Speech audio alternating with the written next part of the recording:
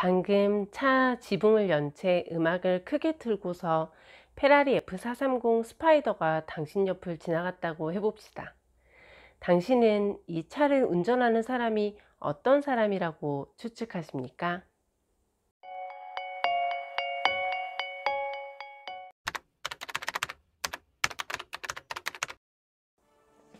안녕하세요, 책보라입니다. 제가 이번 주에 여러분에게 소개해 드릴 책은 바로 론 무어의 머니입니다. 이 책은 제가 북하울 영상에서 한번 설명드린 적 있었던 책인데요. 제가 도서관에서 빌려보고 아주 마음에 들어서 따로 인터넷으로 구입해서 한 번 더 읽은 책입니다. 사실 저는 이전에 경제 경영 분야의 책을 좋아하지 않았습니다. 돈 버는 법을 책으로 배운다는 게 왠지 맞듣지 않았거든요. 서점에 가면 경제 경영 코너 앞에 40대 남자분들이 굉장히 많이 서서 책을 보시잖아요. 그게 제 눈엔 자본주의의 부정적인 모습 같아 보이기도 하고 또 돈벌이에 혈안이 된 듯 보이기도 해서 좀 안타까웠거든요. 그런데 독서 모임에서 경제 경영 도서를 몇 권 접하고 나서 돈에 대한 저의 생각에 문제가 많다는 것을 깨달았어요. 제가 지난 시간에 책을 읽고 제 자신의 생각을 바꾸는 것을 제 독서의 목적으로 삼는다는 이야기를 해드린 적이 있죠. 이 책이 돈, 부, 또 부자들에 대한 여러분의 생각을 변화시켜줄 바로 그 책입니다. 그럼 시작해 볼게요. 작가인 론 무어는 대학 시절에 여러 번 사업에 실패하고 파산한 알코올 중독자로 몇 년을 보냈지만 돈의 법칙을 깨닫게 되면서 3년 만에 완전한 경제적 자유를 획득했다고 합니다. 그리고 억만장자나 기업가들을 만나서 이를 연구해서 이 책을 썼다고 하죠. 이후에 이 부의 법칙을 세계인들과 나누는 삶을 살고 있다고 하는데요. 저는 평소에 돈에 연연해하는 사람이 아니라고 생각했지만 경제적 부를 얻어서 평생 돈 걱정 없이 주변 사람들을 살피고 또 제가 원하는 책을 읽으며 사는 삶을 한번 생각해 보니 좋긴 하더라고요. 그가 말하는 부의 법칙이 뭔지 궁금해지기 시작했습니다.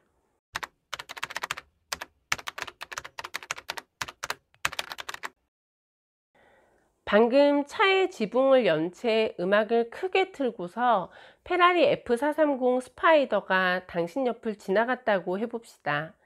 당신은 이 차를 운전하는 사람이 어떤 사람이라고 추측하십니까?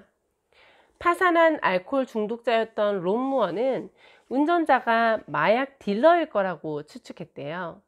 그날 그의 그 생각은 돈에 대한 자신의 태도가 최악의 상태에 처했다는 걸 보여주는 것이었다고 론 무어는 말합니다.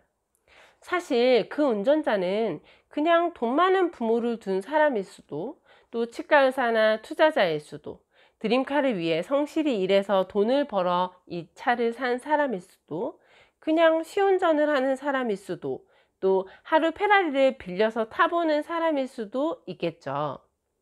물론 마약 딜러였을지도 모르고요.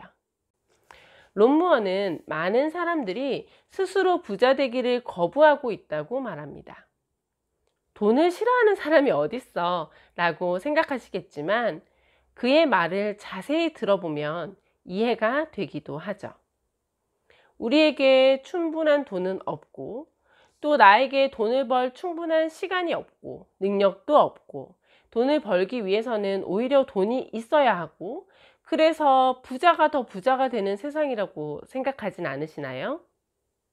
돈을 벌게 된다고 해도 돈으로 행복을 살 수도 없고 또 사람들이 내가 돈 때문에 변했다고 생각하고 멀어질지도 모르고 그래서 우린 불행하게 될 수도 있다라고 생각하진 않으시나요? 마지막으로 부자들은 탐욕스럽고 예의가 없고 돈이면 다 된다고 생각하는 파렴치한 사람들이라고 생각하고 있진 않으신가요? 이런 부에 대한 부정적인 생각 사실 저는 많이 가지고 있었던 것 같아요. 저는 돈에 연연해 하지 않는 사람이고 또 명품을 좋아하지도 않고 좋은 차나 집을 갖고 싶은 욕심도 없다. 그러니까 나의 인간으로서의 존엄을 해치지 않는 정도의 돈만 주어진다면 나는 그것으로 충분히 만족한다. 더 많은 부는 나에게 불필요할 뿐만 아니라 부정적인 결과를 가져올지도 모른다. 늘 이렇게 생각해 왔거든요. 또 저 스스로 나라는 사람은 정신을 추구하는 사람이지 물질을 욕망하는 사람은 아니라고 생각해 왔어요. 하지만 롬무어는 물질과 정신은 극단적으로 반대되는 개념이 아니라고 말하더군요. 그렇게 생각해 보면 각자에게는 균등하게 균형 잡힌 물질주의와 정신주의가 필요한 건 아닐까요? 그리고 돈이 저를 부정적으로 변화시킨다는 것은 아주 근거 없는 이야기라고 합니다. 돈은 단지 그 사람이 가진 특성을 과장시켜 줄 뿐이라고요. 만약 제가 부자가 된다면 저는 책을 많이 사겠죠. 도서관을 만들지도 모르고요. 제가 부자가 된다고 갑자기 명품 가방을 사들이는 취미를 갖게 되지는 않을 것 같습니다. 명품이라 불릴 만한 책을 수집할지는 모르죠. 여러분은 부자가 되신다면 어떠실까요? 생각해 보시는 거 재미있을 듯 합니다.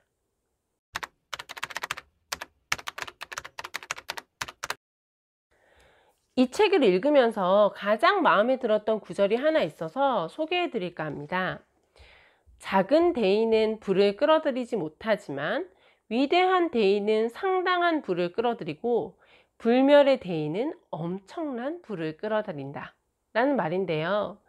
역사적으로 부유한 사람들의 부는 원대한 비전이 낳은 자연스러운 결과다 라고 이 책은 이야기하고 있습니다. 하긴 스티븐 잡스나 마크 저커버그를 보면 자신보다 크고 자신보다 더 오래 가는 의미 있는 무엇을 하고 싶은 욕망은 비전을 초국가적 세계적인 것이 되게 만든다는 것이지요. 원대한 비전일수록 자신과 다른 사람들에게 더 많이 이바지하게 되고요.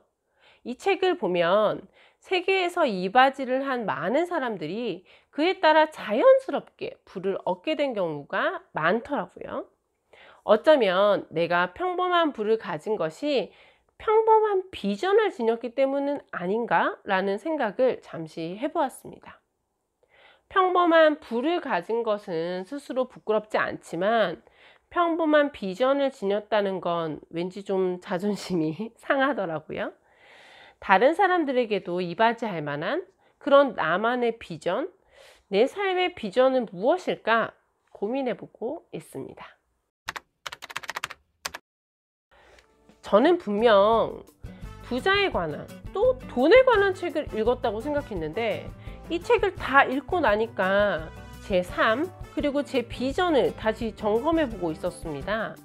만약 제가 더 나은 비전, 목표를 가지고 살아간다면 제 삶은 얼마나 달라질 것인지, 또 저는 가치를 부로 바꿀 생각이 없는 게 맞는지 아니면 그럴 능력이 처음부터 없었던 건지, 또 돈을 지배할 수 없어서 제가 돈에 지배당하지 않겠다라고 선언했던 건 아닌지, 가질 수 있는데 가지지 않겠다는 것과 가질 수 없어서 가질 필요가 없어 라고 말하는 건 다른 것이 아닐까?